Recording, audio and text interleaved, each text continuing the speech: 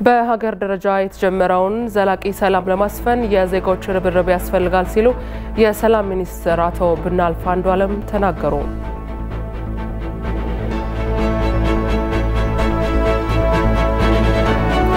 የህዝብ ለህዝብ ግንኙነትን በማጠናከር ሰላምና ጸጥታን ለማስፈን መስራት እንደሚገባ ከንቲባ አዳነች አቤቤ ተናገሩ።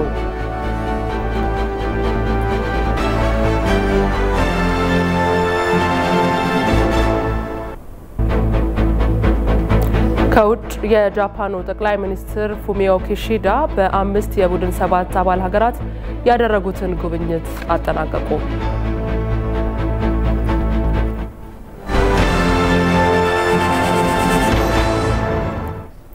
በድጋሚ እንደምናመሻችሁ 2 ሰዓት ሆኗል። ከምሽቱ ዜናዎች ጋር መቅደላዊ ደረጀ ነኝ። አብራችሁን ቆዩ። የደቡብ ክልል ከፍተኛ አመራሮች በወቅታዊ ሀገራዊና ክልላዊ ጉዳዮች ዙሪያ እየመከሩ ነው። የደቡብ ብሔር ብሔረሰቦችና ሕዝቦች ክልል ከፍተኛ አመራሮች በወቅታዊ ሀገራዊና ክልላዊ ፖለቲካዊ ሁኔታዎች እንዲሁም በሰላምና ጸጥታ ጉዳዮች ላይ በሐዋሳ ከተማ እየመከሩ ይገኛሉ። በመድረኩ የክልል፣ የዞን፣ የልዩ ወረዳ የወረዳና የከተማ አስተዳደር አመራሮች ተገኝተዋል። መድረኩ በወቅታዊ ሀገራዊና ክልላዊ ጉዳዮች ላይ የጋራ አረዳድ በመፍጠር የተጀመረውን የሰላም የልማትና የዲሞክራሲ ግንባታ ሂደት እንዲጠናከር ፋይዳው የጎላ ነው ተብሏል። የጠቅላይ ሚኒስትሩ የደህንነት አማካሪ ሚኒስትር አምባሳደር ሬድዋን ሁሴንና የደቡብ ክልል ርዕሰ መስተዳድር አቶ ርስቱ ይርዳው ሀገራዊ ክልላዊና ቀጣናዊ ፖለቲካዊ አዝማሚያዎችንና ለዘላቂ ሰላም ግንባታ የተፈጠሩ ምቹ ሁኔታዎችና ስጋቶችን በተመለከተ መነሻ ሀሳብ አቅርበዋል። የውይይት መድረኩ በነገው ዕለትም እንደሚቀጥል ከብልጽግና ፓርቲ የደቡብ ክልል ቅርንጫፍ ጽሕፈት ቤት ያገኘነው መረጃ ያመላክታል። በሀገር ደረጃ የተጀመረውን ዘላቂ ሰላም የማስፈን ስራ አጠናክሮ ማስቀጠል ላይ መረባረብ እንደሚገባ የሰላም ሚኒስትሩ አቶ ብናልፍ አንዱዓለም ተናገሩ። ሰላም ላይ ትኩረቱን አድርገው በሀገር አቀፍ ደረጃ በድሬዳዋ ከተማ ለ2 ቀናት የተካሄደው መድረክ ተጠናቋል። ለኢዜአ ዘገባ ሪሳል ኦፒዮ። ሰላም ላይ ትኩረቱን ያደረገ ውይይት በድሬዳዋ ከተማ ተካሂዷል። በውይይቱ የሰላም ሚኒስትሩ ብናልፍ አንዱዓለም በሀገር ደረጃ ዘላቂ ሰላም ለማስፈን የተጀመረው ጥረት በማስፋትና በማጠናከር የብልጽግና ጉዞን እውን ማድረግ ላይ መረባረብ እንደሚገባ ተናግሯል። ባለፉት 6 ወራት የስራ አፈጻጸም መሰረታዊ ውጤት የተመዘገበው የሀገርን ሁለንተናዊ እንቅስቃሴዎች ላይ ጠባሳ የፈጠረው ጦርነት በሰላም ስምምነት መጠናቀቅ መቻሉም ነው ብሏል ሚኒስትሩ። እንደ ሀገር በጣም ከባድ ግጭትና ጦርነት ውስጥ ነው የነበርነው። በግጭትና በጦርነት ውስጥ ሆነን ነበረ ያለፈውን አመት ያገባደድነው። እስከ ቅርብ ጊዜ ድረስ ይሄ ጦርነት በዚህ አመትም ጭምር ግጭቱ ጦርነቱ በተለይ በሰሜኑ የሀገራችን አካባቢ ያለው በእርግጥ አሁንም ጦርነትና ግጭት ያለባቸው ሌሎች የደቡብና ምዕራብ አካባቢ በተለይ በኦሮሚያ ክልል ከሸኔ ጋር ተያይዞ ያለው ችግር ገና ያልተቀረፈ ቢሆንም በተለይ ሰሜኑ ክፍል ላይ የነበረው ጦርነት እና ግጭት ብዙ ውድመት ያስከተለና የብዙ ዜጎች ህይወት መቀጠፍ ምክንያት የነበረ ስለሆነ ያንን በሰላማዊ መንገድ ለመፍታት የተደረገው ጥረትና እንደ ሀገር በዚህ ደረጃ ያሳካነው ውጤት የዚህ አመት ባለፈው 6 ወር ከተሳኩ ትልልቅ ጉዳዮች አንዱ ተደርጎ የሚወሰድ ነው። ጦርነት አውዳሚ በመሆኑ እንዳይደገም መስራት ይገባል ያሉት ሚኒስትሩ መንግስት ችግሮች በውይይትና በሰለጠነ መንገድ እንዲፈቱና ዘላቂ ሰላም እንዲሰፍን በቁርጠኝነት ይሰራል ብሏል። ጦርነት ጎጂ ነው። ጦርነት አውዳሚ ነው። ከጦርነት የሚገኝ ጥቅም የለም። ሁሉም ጦርነቶች ጎጂ ናቸው። የጉዳት መጠናቸው ካልተለያየ በስተቀር ሁሉም ጦርነቶች ጎጂ ናቸው።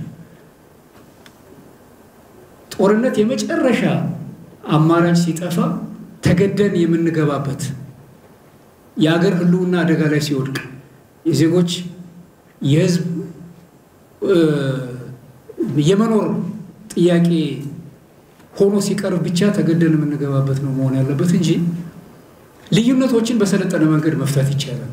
የሰላም ሚኒስትር ዴታ አቶ ታዬ ደንዳ በበኩላቸው የሀገርን ህልውና ለመናድ ከውስጥና ከውጭ የተደረጉ ሙከራዎችን በተቀናጀ መናበብ በማክሸፍ ዘላቂ ሰላም ለማስፈን የተካሄደው የሰላም ስምምነት ፍሬያማ እየሆነ ነው ብሏል። የኛን ስራ ውጤት ስንገመግም ጠላቶች ያሰቡት ነገር አልሆነም ማለት ትልቅ ተግባር ነው። ኦፍ ኮርስ አገር ማፍረስ ፈልጉ ነበር ከዚህ የበለጠ ምስቅልቅል እንዲፈጠር ያስቡ ነበር የሶማሌ ክልል የቀጣዩን የ6 ወራት የሥራ አፈጻጸም ላይ የሚመክረው የሰላም ግንባታ የውይይት መድረክ እንዲያስተናግድ ተመርጧል የህዝብ ለህዝብ ግንኙነትን በማጠናከር ሰላምና ጸጥታን ለማስፈን መስራት እንደሚገባ ከንቲባ አዳነች አቤቤ ተናገሩ ከንቲባዋ ይህን ያሉት የጉለሌ ክፍለ ከተማና የኦሮሚያ ክልል ሸገር ከተማ አስተዳደር ነዋሪዎች በሰላምና ጸጥታ ዙሪያ የህዝብ ለህዝብ ውይይት ባደረጉበት መድረክ ነው አስማረ ብርሃኑ ተጨማሪ ያለው የጉለሌ ክፍለ ከተማ አስተዳደር ነዋሪዎች በኦሮሚያ ክልል በሸገር ከተማ አስተዳደር ስር ከሚገኙ መናቢቹ ሱሉልታና ቡራዩ ክፍለ ከተማ ነዋሪዎች ጋር በሰላምና ጸጥታ ዙሪያ የህዝብ ለህዝብ ውይይት አድርገዋል የነዚህ አካባቢ ህዝቦች በልማትና በተለያዩ ማህበራዊ ጉዳዮች በትብብር ሲሰሩ መቆየታቸው ይታወቃል በመድረኩም ህዝቡ ከጸጥታ አካላት ጋር በመቀናጀት የቆዩ ሴቶችን በመጠቀም ሰላምና ጸጥታውን እንዴት መጠበቅ እንዳለበት ተነስቷል ውይይቱን የመሩት የአዲስ አበባ ከተማ አስተዳደር ከንቲባ አዳነች አቤቤ ኢትዮጵያውያን በብዝሃነታችን መሃል የሚደነቅ አንድነት ያለን ህዝቦች ነን ብለዋል ምንም እንኳን በአብሮነት የደመቀ ብዝሃ ቋንቋ የብዝሃ እምነት የብዝሃ ባህል ባለቤት ብንሆንም በኢትዮጵያና በኢትዮጵያዊነታችን ላይ ግን ንፋስ የማናስገባ በኢትዮጵያ ሀገራችን በሚመጣ ማንኛውም ነገር ላይ እጅ ለእጅ ተያይዘን የሰፈር ልዩነታችንን ትተን ከፍ ብለን ሀገራችንን በዓለም ደረጃ በነጻነት እንድትቀጥል ማድረግ የቻልን ጀግኖች ህዝቦች ነን በዚህ የህዝብ ለህዝብ ውይይት ቀጣዩ የጥምቀት በዓል በሰላም እንዲጠናቀቅ ከጸጥታ አካሉና ከህብረተሰቡ በሚጠበቁ ነጥቦች ላይ ውይይት ተደርጓል የጉለሌ ክፍለ ከተማ ዋና ስራ አስፈጻሚ ተስፋዬ ኦሜጋ በክፍለ ከተማው 15 ታቦታት በ5 የታቦት ማደሪያዎች ወጥተው የጥምቀት በዓል የሚከበር በመሆኑ በሰላም እንዲጠናቀቅ ሁሉም የበኩሉን እንዲወጣ ጥሪ አቅርበዋል በክፍለ ከተማችን 15 ታቦታት በ5 የታቦት ማደሪያ ቦታዎች ወጥተው የሚገቡ በመሆኑና ከሌላ ክፍለ ከተማ 4 ታቦታት መጥቶ የሚያዝሩ በመሆኑ ከሁሉም ባለድርሻ አካላት በቅንጅትና በትብብር በመስራት ህዝባችን በዓሉን በሰላም እንዲያከብር የክፍለ ከተማችን ነዋሪዎች ወጣቶችና ሴቶች መንግስት ሰራተኞች ሁሉም ባለድርሻ አካላቶች በሙሉ ከሁሉም በላይ ያቆራባች የኦሮሚያ የሸገር ክፍለ ከተማ አስተዳደር ነዋሪዎችና ማህበረሰብ አካላትና ትብብራቸውን እንድታደርጉ እየጠየቁ በቀጣይም ይህን የመሰለ የህዝብ ለህዝብ ግንኙነትና አብሮነት ትብብሩን ተጠናክሮ እንደሚቀጥል አቋምና እቅድ ይዘናል የጥምቀት በዓል በሰላም እንዲጠናቀቅ ህብረተሰቡ የሃይማኖት ልዩነት ሳይገድበው ከጸጥታ ኃይሎች ጎን እንደሚቆምም የውይይቱ ተሳታፊዎች አንስተዋል ይሄ የሰላም ሁኔታ ለመከላከያ ወይም ለፖሊስ ብቻ አይደለም ለማህበረሰቡም ጭምር ነው ወጥተን እስከ ሌሊት ጭምር እስከ ሰራተኞቹ እስከ ሌሊት ጭምር እየጠበቀን ነው አሁንም እንጠብቃለን እኔ በእርግጠኝነት በአካባቢ ሙስሊም ነኝ አልহামዱሊላህ ታቦታችን በሰላም ይገባል በዚህ የህዝብ ለህዝብ ውይይት ላይ ኢትዮጵያውያን ሀገር በቀል የሰላም እሴቶችን ለትውልድ በተገቢው በማሻገር ለሀገር ሰላምና ጸጥታ መትጋት እንደሚገባቸው ተሳታፊዎቹ አሳስበዋል ህዝብ የራሱ የሆነ ባህል አለው ለምሳሌ ወደ ጋሙ ቢሄድ አንድ ወቅት በቡራዩ ከተማችን አደጋ ተፈጥሮ እነሱ በሳር ነው ግድያውን ያቆሙት ይሄ ታሪካዊ ነው ታሪካዊ ሽማግሌዎች በጋሙ ውስጥ አሉ ይሄ በወጣቶቻችን ውስጥ እንዲሰረጽ ቢደረግ እንዲህ የህዝብ ለህዝብ ግንኙነትን በማስፋት ሰላምን ለማጠናከር እንደሚሰራም ከንቲባ አዳነች አቤቤ ተናግረዋል እንግዲህ የዛሬው ስብሰባችን ዋናው ዓላማ የህዝብ ለህዝብ ግንኙነትን በማጠናከር የከተማችንን ሰላም የከተማችንን ዙሪያ ሰላማዊ ማድረግ ግንኙነታችን እሴቶቻችን በሚያዳብሩ ጉዳዮች ላይ በጋራ ጉዳዮቻችን ላይ አብረን መስራት አብረን ማደግ አብረን መለወጥ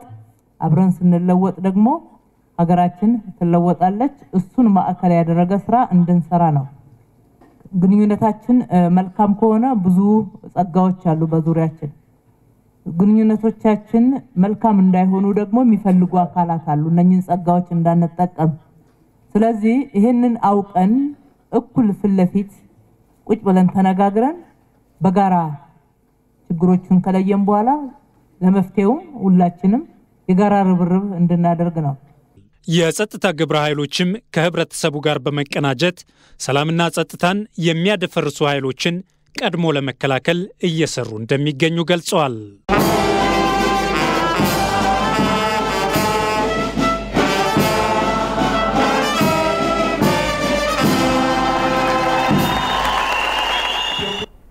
የካቲት 12 ሆስፒታል ሜዲካል ኮሌጅ በተለያዩ የሕክምና ዘርፎች ያሰለጠናቸውን 139 የሕክምና ባለሙያዎች አስመርቋል።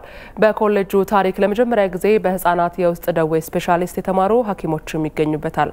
ኤልሻዳይ ወንድማገኝ የካቲት 12 ሆስፒታል ሜዲካል ኮሌጅ በተለያዩ የሕክምና ዘርፎች ተማሪዎችን ሲያስመርቅ የአዲስ አበባ ከተማ ከንቲባ አዳነች አቤቤ ከረጅም ጊዜ ጥረት በኋላ ለምረቃ የበቃችሁ ባለሙያዎች በአገልግሎት ጊዜያችሁ ላይ የበለጠ የምትማሩበት ጊዜ ላይ ናችሁ ብለዋል። ይህ ትልቅ ኃላፊነት አንድም ክብር ነው፣ ሁለትም መታደል ነው። መታደል የሚያደርገው የሕክምና ሙያ እጅግ በጣም ትልቅ ኃላፊነት አገልግሎት ለሌሎች መሰጠት ትጋትን የሚጠይቅ የሌሎችን ክብር ሚስጥር ህመም መጋራት ጫና መጋራት ማዳን ብዙ ነገር ማለት ይቻላል። የታመመ ማዳን ትልቅ አገልግሎት ነው፣ ትልቅ ክብር ነው፣ መታደልም ነው። ከተማ አስተዳደሩ የጤናውን ዘርፍ እድገት ለማሻሻል አገልግሎቱን ለማሳለጥ ትኩረት ሰጥቶ እየሰራ መሆኑን የተናገሩት ከንቲባዋ ከተማዋን የሕክምና ቱሪዝም ማዕከል ለማድረግ ራዕይ ተይዟል ብለዋል። አለን አልተጠቀምንበትም ብለን እንድናስብ ይገባል ብለን የጀመርነውና ትልቅ ራዕይ ያስቀመጥነው አዲስ አበባን የሕክምና ቱሪዝም ማዕከል እናረጋታለን ነው። እናንተን ይዘን ነው፣ እናንተን ተማምነን ነው። ብዙ ጀግኖች በሙያው ዘርፍ እያፈራን እንደሆነ አይተናል። የካቲት 12 ሜዲካል ኮሌጅን ለመጀመሪያ ጊዜ የወረቀት አልባ አገልግሎት ለመስጠት የተጀመረበት ሁኔታና ያ እንዴት እንደተመራ ያንን ትጋት ስናይ ይሄንን ራዕይ ደፍረን ለመናገር አንዱ መነሻ ሆኖናል።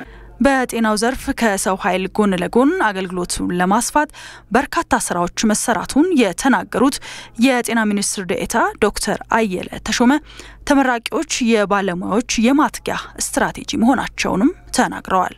የትምህርት ጥራቱ እንዲሻሻል የሚያግዙ ስራዎችንና የጤናው ዘርፍ የሰው ሀብት ልማትና ኢኖቬቲቭ የማትጊያ ስትራቴጂዎች ትግበራ በመስራት ላይ እንገኛለን። በተጨማሪም በዘርፉ የሚስተዋሉ የጤናው ስርዓት ማነቆዎችንና ዋና ዋና ተግዳሮቶችን ለማስተካከል የሚረዱ የሪፎርም ስራዎችን እየሰራን ሲሆን እናንተም እነዚህ የሪፎርም ስራዎች ውጤታማ ይሆኑ ዘንድ በምትቀላቀሏቸው ተቋማት ሁሉ ስራዎቹን በማገዝ እንደ ሀገር በጤናው ዘርፍ እየተስተዋሉ ያሉ የአገልግሎት ክፍተቶችን ለማሻሻል የበኩላችሁን ሁሉ እንድታበረክቱ አደራ ለማለት እወዳለሁ። የካቲት 12 ሆስፒታል ሜዲካል ኮሌጅ ካስመረቃቸው 139 የሕክምና ባለሙያዎች ውስጥ 33ቱ ሴቶች ናቸው።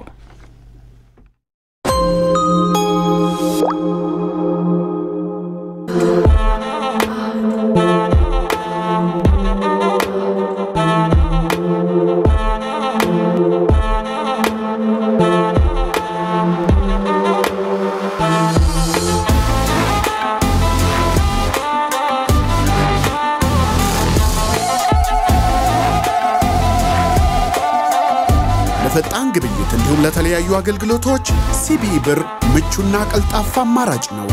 በተጨማሪም ውጪ ከሚገኙ ወዳጆ በወርልድ ሬሚት ገንዘብ ሲላክሎ ሲቢኢ ብርን ተጠቅመው መቀበል ይችላሉ።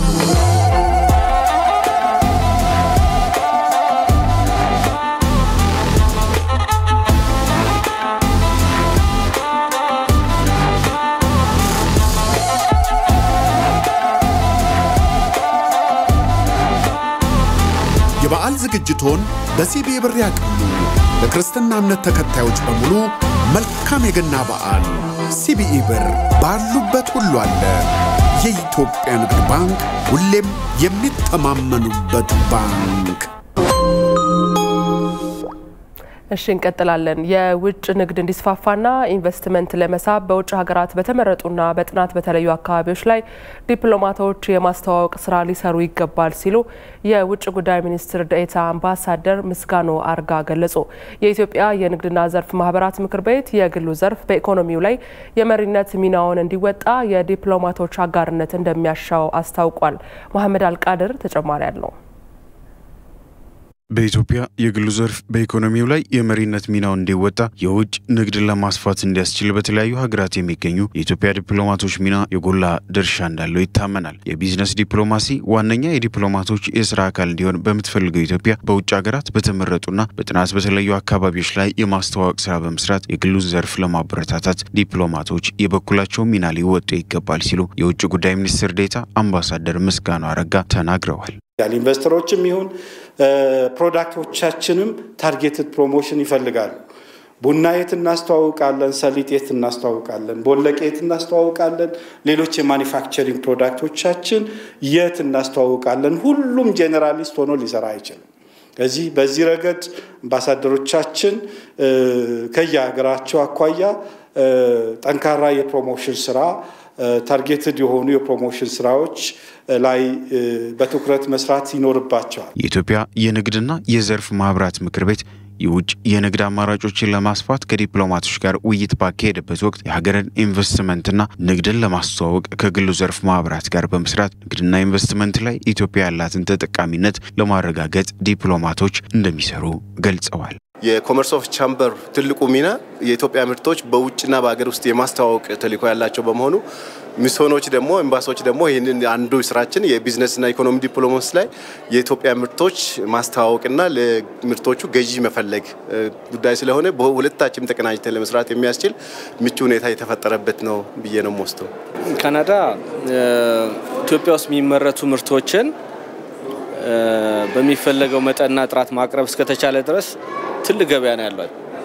ከአሜሪካ ጋር የጠበቀ ግንኙነት ስላላቸው ወደ አሜሪካ ኤክስፖርት የማረግም ጉልበት ስላላቸው ኢትዮጵያ ውስጥ የሚመረት ማንኛውንም ነገር መረከብ የሚያስችል አቅም ነው ያላቸው። አሁን እኛ ለማድረግ ያሰብነው የመጀመሪያው ቁልፉ የማርኬት ኢንተለጀንስ መስራት ነው።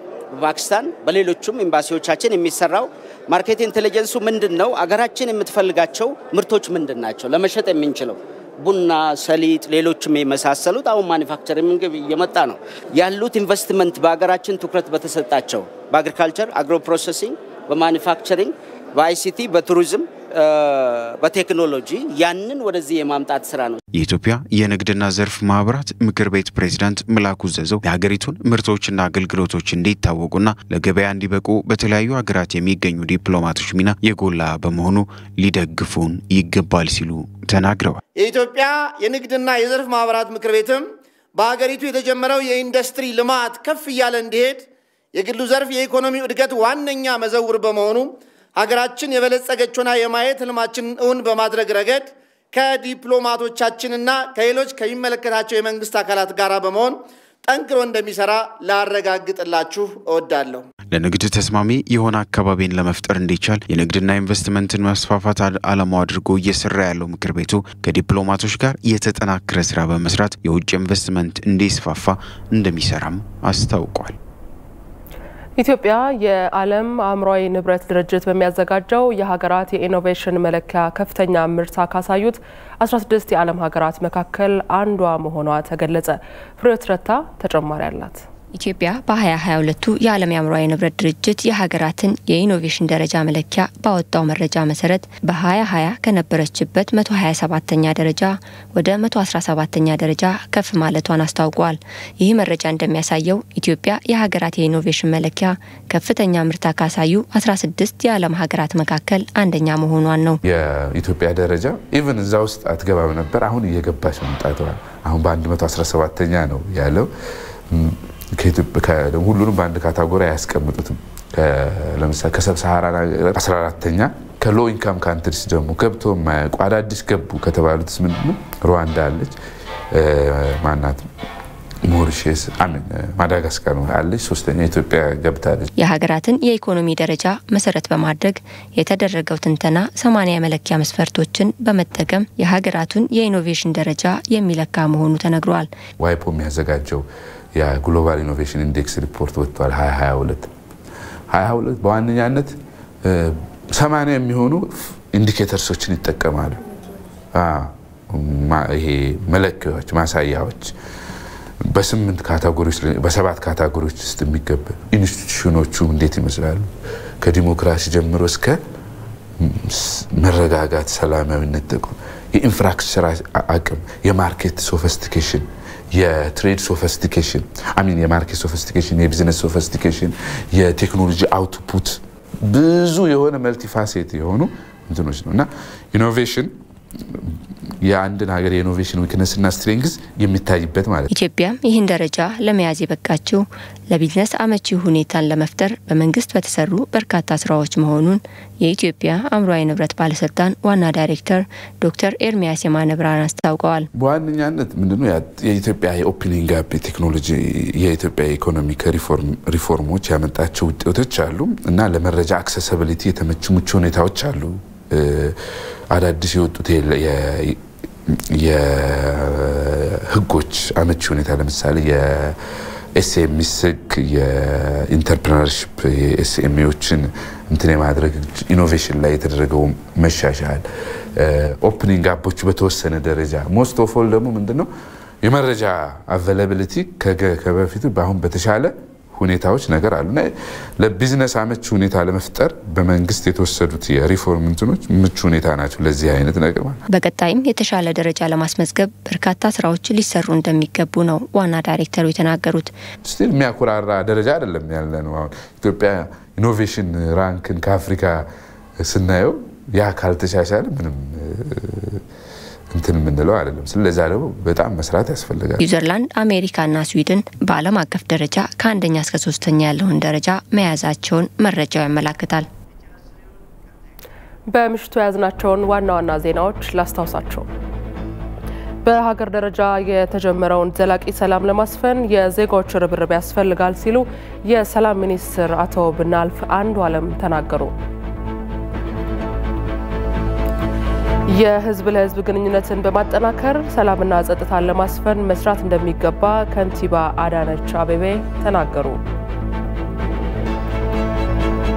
ከውጭ የጃፓኑ ጠቅላይ ሚኒስትር ፉሚዮ ኪሺዳ በ5 የቡድን 7 አባል ሀገራት ያደረጉትን ጉብኝት አጠናቀቁ።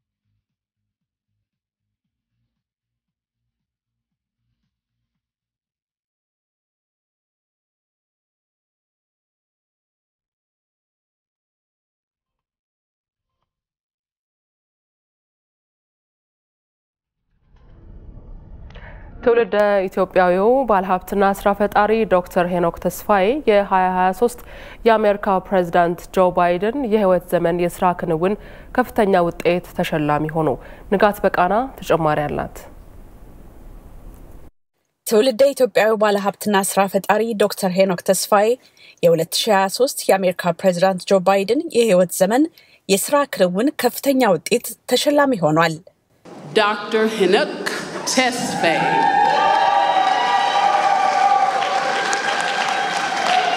And let me make this very clear. You can't buy these. And he and I had a conversation. ምክንያቱም ግልጽ ማድረግ አስፈላጊ ነው። ለአፍሪካ አሜሪካ ማህበረሰብ ትልቅ ድጋፍ አድርጓል። ለዚህም ነው የ2023 የህይወት ዘመን የስራ ክንውን ውጤት ተሸላሚ ሆነው። በስኬታቸው ከተመረጡ ተሸላሚዎች አንዱ ለመሆን የበቃው ዶክተር ሄኖክ ተስፋዬ ከዩናይትድ ስቴትስም አልፎ ኢትዮጵያን በመሰሉ በሌሎች ሀገራትም ጭምር ግለሰቦችና ማህበረሰቡ ላይ ለውጥ ሊያመጡ የሚችሉ በርካታ ተግባራትን በማከናወን ያበረከተው ከፍተኛ አስተዋጽኦ ለዚህ ታሪካዊ ሽልማት አብቅቶታል ተብሏል። እያንዳንዱ ውጤት በተጨባጭ የሚታይ ነው። በንግዱ ስራም ስኬታማ ሲሆን በበጎ አድራጎት ተግባሩም አኩሪ ስራ ፈጽሟል። ሰውን ለመርዳት ብዙ ሰርቷል። ለትውልድ ኢትዮጵያውያን ሲሰጥ የመጀመሪያው የሆነው ሽልማት ከኔ አልፎ ለኢትዮጵያ የዲያስፖራ አባላት ሁሉ ትልቅ ድል ነው ብሏል ዶክተር ሄኖክ። ዛሬ የተሰማኝ ስሜት ይሄ ቀላል አዋርድ አይደለም። የ2023 የላይፍ ታይም አቺቭመንት አዋርድ እኔ ገና ነኝ ብዬ ነው ገና ማምነው ብዙ ሰራለው ያምናለው። ግን ይሄ ለማንም እኛም ለህብረተሰቡም ለኢትዮጵያ ህዝብ ጠቅላላ ለትልቅ አይ እንዲህ አይነት ስጦታዎች ብዙ ጊዜ አይሰጡም። ይሄ አዋርድ ከብዙ ነገር ውስጥ ተደርጎ የደረሰ አዋርድ ነውና በጣም በዛሬ ዕለት የተሰማኝ ስሜት on behalf of my team also እንደ ኢትዮጵያዊነቴም በጣም ደስ ብሎኛል። ከምነግርሽ በላይ መቼም እንደዚህ አይነት አዋርድ ማግኘቴ አገኛለሁ ብዬ አላሰብኩም። ነገር ግን የሰው ልጅ በሚሰራው ስራ እግዚአብሔርም ሊከፍለው እንደሚችል የሚያሳይ አዋርድ ነው። ይሄ ቀላል ነገር አይደለም።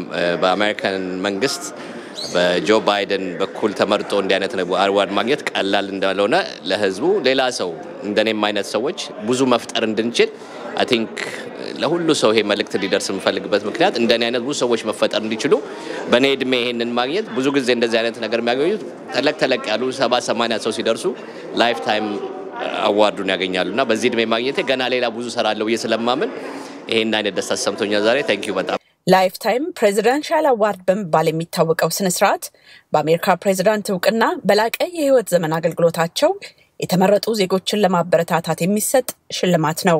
ንጋት በቃና ዋሽንግተን ዲሲ።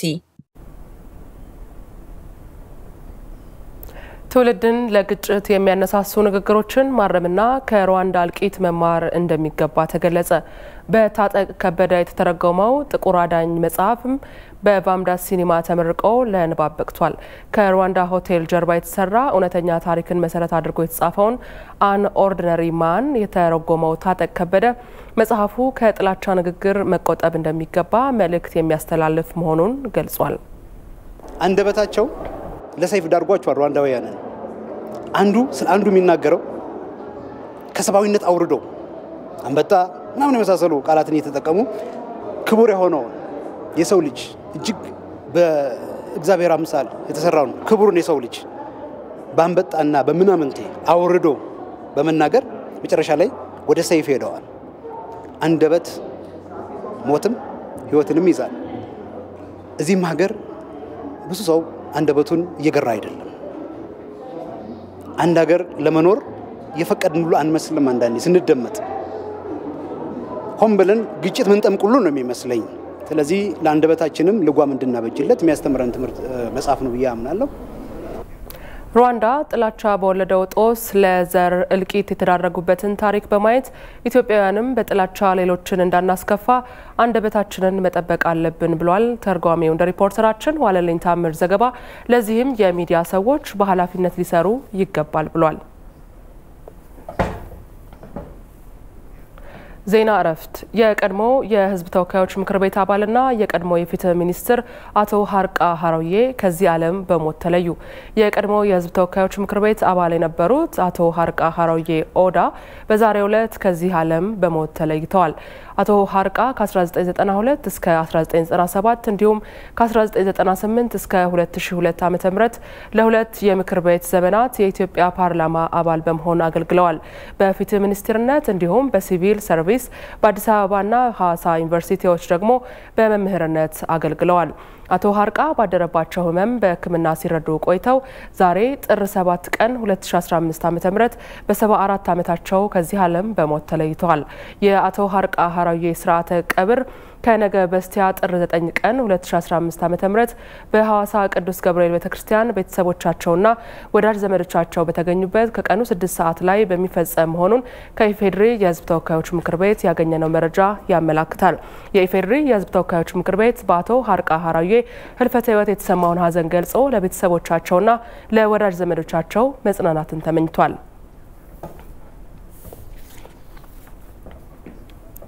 ከውጭ የጃፓኑ ጠቅላይ ሚኒስትር ፉሚዮ ኪሺዳ በ5 የቡድን 7 አባል ሀገራት ያደረጉትን ጉብኝት አጠናቀቁ። ጠቅላይ ሚኒስትሩ ከሀገራቱ መሪዎች ጋር በተለያዩ ጉዳዮች ላይ እንደመከሩ የተገለጸ ሲሆን የተለያዩ ስምምነቶችን አድርገዋል።